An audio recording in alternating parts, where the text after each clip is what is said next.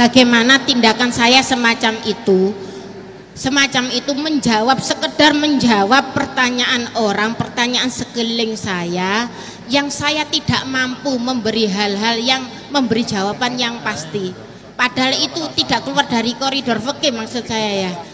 Baik, terima kasih. Awalnya rasa mahasiswa, di akhir-akhir rasa dosen, jadi malah memberikan kuliah tambahan. Monggo Yai menawi. Ya, bismillahirrahmanirrahim. Itu udah pertanyaan itu curhat.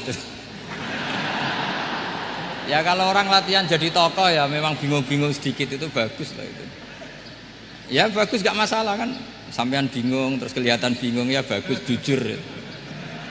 Ya kalau orang latihan jadi kiai, jadi bunyai ya memang begitu ya. Ya agak-agak bingung sedikit. Kalau sudah mapan kayak saya tidak pernah bingung, santai aja. Karena tadi sudah yakin semuanya sudah ditulis di Lauh Mahfud. Yang jelas begini, pertanyaan itu ada dua. Zaman Nabi pun ngendikan ada dua. Ada soalul mustafhim, orang tanya ingin paham. Ada soalul muta'annid, tanya ingin mempersulit. Nah biasanya masyarakat juga dua tadi, ada tanya ingin tahu, ada tanya yang muta'annid. Muta'annid itu memojokkan kiai. Ya, saya pikir ini sudah dosen pasti tahu gelagatnya orang ini muta'annid apa mustafhim, memang benar-benar tanya apa mempersulit. Misalnya kita ketemu orang fasik ya ada dua, ada yang lugu apa ada yang enggak. Kalau yang lugu tanya caranya tobat, yang memang ingin tobat. Kalau yang enggak ya memang hanya muta'annid. Sehingga kata masyiatullah itu juga pernah dipakai orang kafir. Wa qala alladziina asyraku law sya'allahu ma asyrakna. Kata orang-orang musyrik, kalau kita dikehendaki Allah juga tidak melakukan musyrik. Tapi mereka ingin menjebak Nabi bahwa kamu yang kampanye tentang masyiah, berarti kita musyrik pun karena masyiah.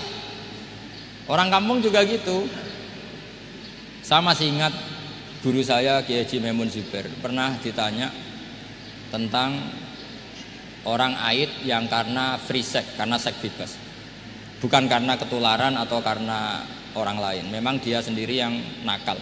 Yang tanya dokter, tentu yang tanya dokter. Dokter itu berambisi menemukan obat haid. Jawabannya Mbah Mun itu unik, padahal beliau itu sangat sayang sama umat. Jawabannya beliau gini, dok, sesuatu yang menjadi hukuman Allah supaya orang mau kembali tobat, ya Allah diberi hak. Intinya kan mesti misalnya ada orang hidupnya boros, kemudian punya utang banyak, dia agak dipercaya masyarakat. Terus kamu ditanya solusinya gimana? Ya gak perlu ada solusi. Itu memang hukumannya orang yang salah. Biar roh rasane lahum fid dunya khizyun, ada unsur kehinaan. Ada orang selingkuh dikucilkan masyarakat. Terus tanya kamu gimana caranya nggak dikucilkan? Ya Allah diberi hak untuk memberi hukuman. Begitu juga penyakit-penyakit yang karena kesalahan manusia. Allah harus kita beri hak untuk memberi apa? Hukuman. Meskipun berkali-kali kita memberi pintu apa? Tobat. Nah, biasanya juga gitu. Orang belajar itu wajib nggak? Kan wajib. Masyarakat tuh nggak mau belajar tentang agama. Kemudian karena nggak belajar, setiap ada masalah agama dia tidak bisa. Terus galau.